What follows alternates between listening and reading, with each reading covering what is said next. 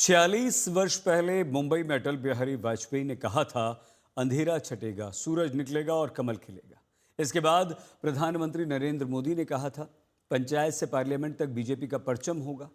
आज महायुति की प्रचंड जीत से देवेंद्र फडणवीस ने महाराष्ट्र में ट्रिपल इंजन की सरकार बना दी। फिलहाल पूरे महाराष्ट्र में भगवा लहरा रहा है और मुंबई की जनता ने ठाकरे बंधुओं की राजनीति को नकार दिया है।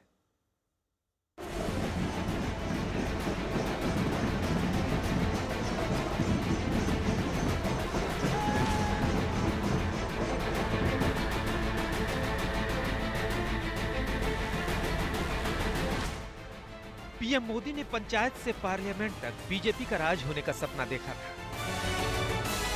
पंचायत भवन से लेकर संसद भवन तक हमारी निष्ठा एक ही है, हमारी प्रेरणा एक रही। देश का विकास, देश के लोगों का विकास। महाराष्ट्र में यह सपना देवा भाऊ ने पूरा कर ट्रिपल इंजन की सरकार बना दी, क्योंकि देश ही नहीं पूरे एशिया की सबसे अमीर और सबसे बड़ी महानगरपालिका बीएमसी में पहली बार बीजेपी का मेयर बनने जा रहा है। मुंबई में पूर्ण बहुमत हमको मिलेगा। मुंबई में महापौर हमारा महायुति का बनेगा। ये जो विजय है महाराष्ट्र की जनता का, हमारे प्रधानमंत्री मोदी जी पर जो विश्वास है, उस विश्वास की यह विजय है। सिर्फ बीएमसी ही नहीं, महायुति ने महाराष्ट्र के 29 नगर निगमों में 25 निगमों में भगवा परचम लहराकर ठाकरे बंधुओं के साथ पूरे विपक्ष की ठसक निकाल दी। हमारा मुद्दा चुनाव का डेवलपमेंट था और उनका इमोशनल था। इमोशनल मुद्दे पर वो चुनाव लड़ रहे थे, लेकिन जनता ने डेवलपमेंट के मुद्दे को स्वीकार किया है। लोग डेवलपमेंट चाहते हैं। बीजेपी के लिए बीएमसी में कमल खिलाना आसान नहीं था। शायद इसीलिए अटल बिहारी वाजपेयी ने 46 साल पहले मुंबई में बीजेपी के पहले अधिवेशन में भविष्यवाणी कर दी थी कि सूरज निकलेगा, अंधेरा छटेगा और कमल खिलेगा। भारत के पश्चिमी घाट को मंडित करने वाले महासागर के किनारे खड़े होकर मैं ये भविष्यवाणी करने का साहस करता हूं, अंधेरा छटेगा, सूरज निकलेगा, कमल खिलेगा। जिस बीएमसी में दशकों तक शिवसेना का कब्जा था, आज बीजेपी ने ठाकरे परिवार के सियासी वजूद पर ही सवाल उठाते हुए उन्हें बीएमसी की सत्ता से बेदखल कर दिया।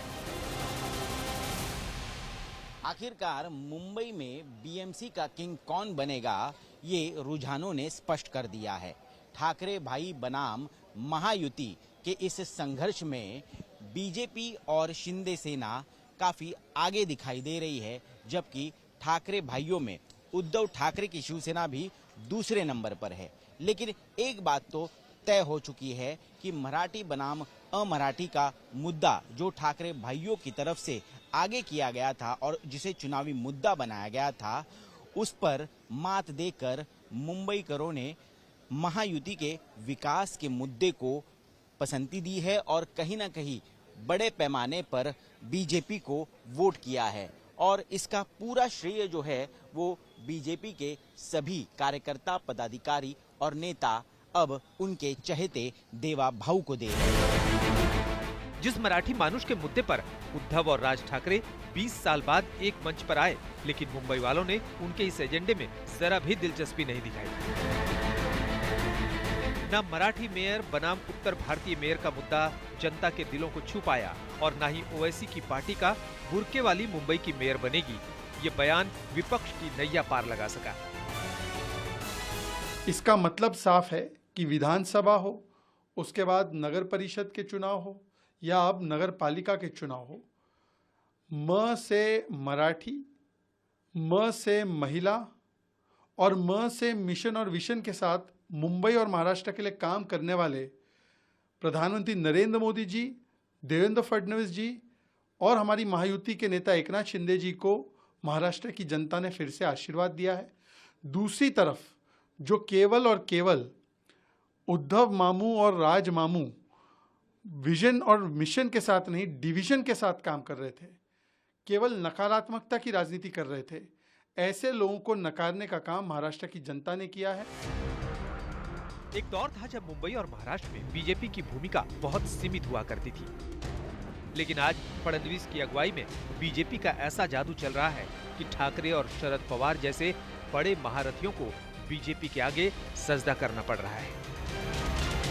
अब महाराष्ट्र के नगर निगम में यह अभूतपूर्व सफलता निश्चित रूप से देश के भविष्य के लिए एक बहुत शुभ संकेत है, सकारात्मक संकेत है, और इसके साथ साथ नकारात्मक राजनीति करने वालों को महाराष्ट्र की जनता ने एक करारा जवाब दिया है। जो बीजेपी पिछली बार 27 नगर निगम के रहते 15 निगम जीती थी, उसी बीजेपी ने गठबंधन के साथ 25 निगमों में कमल का करिश्मा दिखाकर अपने विरोधियों को सरेंडर करने पर मजबूर कर दिया। भारतीय जनता पार्टी ने बहुत ही ऐतिहासिक परिणाम मुंबई में देखे। मेरे खुद के क्षेत्र उत्तर मुंबई में record setting victory Bharatiya Janata party और शिवसेना की हुई है। उद्धव ठाकरे जी और राज ठाकरे जी ने जो अनैतिक गठबंधन बनाया था, उसको मुंह तोड़ जवाब मुंबई की जनता ने दिया। मुंबई पर राज का सपना देखने वाले जो राज ठाकरे अपनी आक्रामक राजनीति के लिए जाने जाते थे, आज उनकी हालत ओवैसी की पार्टी AIMIM से भी खराब होती नजर आ रही है। सवाल है कि क्या उद्धव राज का ये गठबंधन आगे भी जारी रहेगा या फिर नतीजों को देखते हुए दोनों भाई एक बार फिर अपने सियासी रिश्तों को लेकर मंथन करेंगे। ऋत्विक भालेकर, मुंबई आज तक। आइए एक बार फिर से मुंबई आपको लिए चलें। ऋत्विक तो लगातार हमारे साथ हैं, मुस्तफ़ा भी हमारे साथ जुड़ चुके हैं। ऋत्विक, हमें यहाँ अब बात करनी है ठाकरे बंधुओं की, क्यों इतना बुरा हाल हुआ। उसके अलावा BMC से शरद पवार और कांग्रेस दोनों को बीजेपी ने हटा दिया है। सबसे पहले ऋत्विक, ठाकरे बंधु क्या हुआ? मराठी अस्मिता का मुद्दा क्या नहीं चल पाया, न BMC में न नगर निगमों में? जी बिल्कुल, देखिए जो रुझान आए हैं और अभी जो साफ आंकड़े सामने आ रहे हैं, ये आंकड़े तो यही बयां कर रहे हैं कि मुंबईकरों को मराठी भाषा, मराठी अस्मिता या फिर जो भावनात्मक राजनीति है, उससे ज़्यादा उन्हें महत्वपूर्ण लग रहा है कि सिविक इश्यूज़ कौन उन्हें उस पर काम करके कौन देगा। उन्हें रोज़मर्रा की ज़िंदगी में जो चीज़ें लगती है, वो उन्हें कौन मुहैया कराएगा। ट्रेन के धक्के हो, चाहे सड़क हो जिसमें गड्ढे ना हो, या तो ट्रैफिक जाम की समस्या हो, ये सबसे बड़ी समस्या है मुंबईकरों के लिए। और मुंबई ने इस बार जो है साफ तौर पर हम देख रहे हैं कि विकास के एजेंडे को सामने रखा है और उसी के चलते वोट दिया है, और उसी का नतीजा है बीजेपी को इतनी भारी संख्या में सीटें मिली है, इतनी भारी संख्या में जीत हासिल हुई है। और कहीं ना कहीं उद्धव और राज ठाकरे, जो दोनों भाइयों ने मराठी का मुद्दा बनाया था और जिस मुद्दे को लेकर वो राजनीति करते नजर आ रहे थे, उसे साफ तौर पर मुंबईकरों ने नकार दिया है। बिल्कुल ऋत्विक। मुस्तफ़ा, शरद पवार का उल्लेख यहाँ पर बनता है, क्या हो गया एनसीपी को? कहाँ पिछड़ गए शरद पवार? देखिए, मुंबई में जो वर्डिक्ट आया है वो काफी बैलेंस्ड वर्डिक्ट है। ऐसा नहीं है कि बहुत ज्यादा लीड महायुति को मिली है। 114 का आंकड़ा थोड़ी देर पहले ही उन्होंने 10:30 बजे पार किया है। सिर्फ 6 सीटों की काउंटिंग बाकी है। तो कहीं ना कहीं ठाकरे ब्रदर्स को पूरी तरह से मुंबई ने नकारा है, ये बात सही नहीं है। अगर उनके आंकड़े अभी भी आप पूरा रिजल्ट नहीं सामने आया है, लेकिन उद्धव ठाकरे और MNS के मिलाकर के आप आंकड़े देखेंगे तो 70 सीटें उन लोगों को मिली है, जो कि इतना खराब परफॉर्मेंस भी नहीं है। 24 सीटें कांग्रेस को मिली है। शरद पवार की पार्टी का प्रेजेंस वैसे ही वीक रहा है, और बीजेपी ने जो उनकी मुंबई प्रेसिडेंट है NCP SP की, उनको भी अपनी टिकट से लड़ा के जीता दिया है। तो एक तरह से वो पार्टी कम थी। कांग्रेस भी 1992 से कभी सरकार में, सत्ता में, BMC में नहीं आई है। उसके बाद 24 सीटें की आप कह सकते हैं कि जीत देखी गई है। तो कहीं ना कहीं पूरी तरह से उद्धव ठाकरे या राज ठाकरे इररिलेवेंट हो गए हैं मुंबई की पॉलिटिक्स से, ऐसा नहीं है। लेकिन हाँ, पूरे महाराष्ट्र से हटकर उनकी राजनीति सिर्फ मुंबई तक अब सीमित होकर रह गई है, ये बात सही है। ठीक है मुस्तफ़ा और ऋतिक, दोनों आप हमारे साथ थे। आप दोनों का बहुत धन्यवाद। हमारे दोनों संवाददाता यहाँ हमारे साथ थे। महाराष्ट्र में महायुति की जीत में एकनाथ शिंदे की भी महत्वपूर्ण भूमिका रही है। आज तक से एकनाथ शिंदे ने ये एक्सक्लूसिव बातचीत की है। एकनाथ शिंदे जी, बहुत बहुत शुक्रिया, आप आज तक से बात कर रहे हैं इसके लिए। आज बम्पर जीत हम देख सकते हैं शिवसेना और भारतीय जनता पार्टी के गठबंधन को। सबसे पहले आपकी प्रतिक्रिया। मुंबई वासियों को मैं बहुत बहुत धन्यवाद देना चाहता हूं कि मुंबई वासियों ने भाजपा शिवसेना के ऊपर भरोसा जताया और बहुत ही भारी जीत मुंबई को महायुति को यहाँ पर शिवसेना भाजपा को दी है। इसलिए मैं उनको बहुत बहुत धन्यवाद देता हूँ, हमारे कार्यकर्ताओं को धन्यवाद देता हूँ, पूरे मतदाताओं को फिर एक बार हृदय से धन्यवाद देता हूँ। उसके साथ साथ आपके इलाके में ठाणे में भी आपका प्रदर्शन ठीक ठाक रहा है, कल्याण डोंबिवली में भी आपका प्रदर्शन अच्छा रहा है, नवी मुंबई में शिवसेना बनाम बीजेपी की लड़ाई में भी शिवसेना और बीजेपी करीब करीब नेक टू नेक चल रही थी बहुत देर तक। पार्टी का परफॉर्मेंस आप किस तरीके से देखते हैं?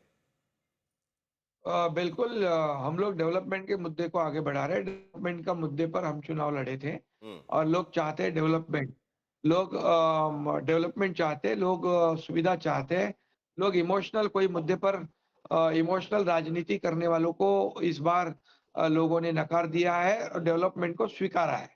एंटी डेवलपमेंट को नकार दिया है और डेवलपमेंट को स्वीकार दिया है। ये चुनाव में साबित हुआ है। इसलिए हमारा एजेंडा ही था डेवलपमेंट, डेवलपमेंट और डेवलपमेंट।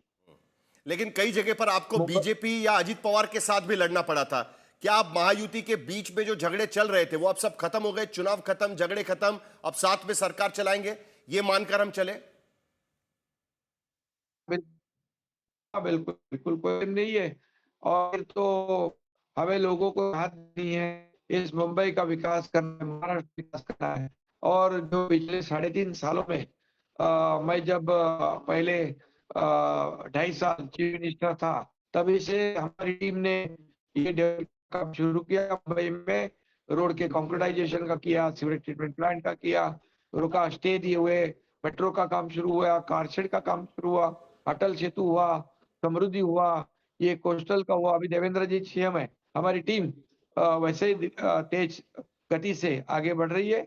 और अभी सेंटर में हमारे आदरणीय प्रधानमंत्री मोदी जी एनडीए के प्रमुख हैं और देश के हमारे प्रधानमंत्री है, उनको भी मुंबई को आगे बढ़ाना है। वो कहते हैं हमेशा कि मुंबई को फिनटेक कैपिटल बनाएंगे, मुंबई को ग्लोबल हब बनाएंगे।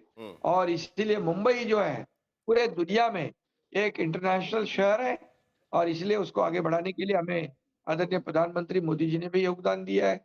और निश्चित रूप से हम अभी मुंबई को मुंबई जैसे बनाएंगे, लोग तो अभी हमारी जिम्मेदारी है। ठीक है, लेकिन पिछली बार शिवसेना एक साथ थी और 84 सीटों पर जीती थी। आज शिवसेना यूबीटी 70 सीटों तक पहुंच गई है। क्या आपको लगता है कि बालासाहब ठाकरे की लेगेसी का फैसला इस चुनाव में हुआ है? उद्धव ठाकरे और राज ठाकरे ये कहकर साथ आ रहे थे कि मुंबई को तोड़ा जाएगा, मुंबई को अलग किया जाएगा, मराठी व्यक्ति पर अन्याय हो सकता है, इसके लिए साथ में आए हैं, ये कह रहे थे। नहीं, देखिए, इसमें लोगों ने नहीं चुना है, इसमें लोगों ने डेवलपमेंट को चुना है। उनको भरोसा है लोगों को कि भाजपा ये मुंबई का विकास करेगी और हमें राहत मिलेगी। रोजमर्रा जीना है, उसको हमें ट्रैफिक हो, पानी हो, बरसात हो, इसमें जो दिक्कतें खत्म हो जाएगी और हमारी मुश्किलें खत्म हो जाएगी, ये भरोसा मुंबईकर को है। और मुंबईकर जो है, मुंबई से बाहर फेंका गया है, वो वापस मुंबई में आएगा, क्योंकि हम यहाँ पर स्लम फ्री मुंबई भी करना चाहते हैं। ठाकरे ब्रांड खत्म हो गया है? क्या आपको लगता है कि ठाकरे ब्रांड खत्म हो गया है? आज के चुनाव के बाद क्या आपको लगता है कि ठाकरे ब्रांड खत्म हो गया है? सिर्फ डेवलपमेंट, यही ब्रांड लोगों ने चुना है। डेवलपमेंट और डेवलपमेंट और डेवलपमेंट, यही ब्रांड लोगों ने चुना है। इमोशनल मुद्दों को बाजू में रख दिया है।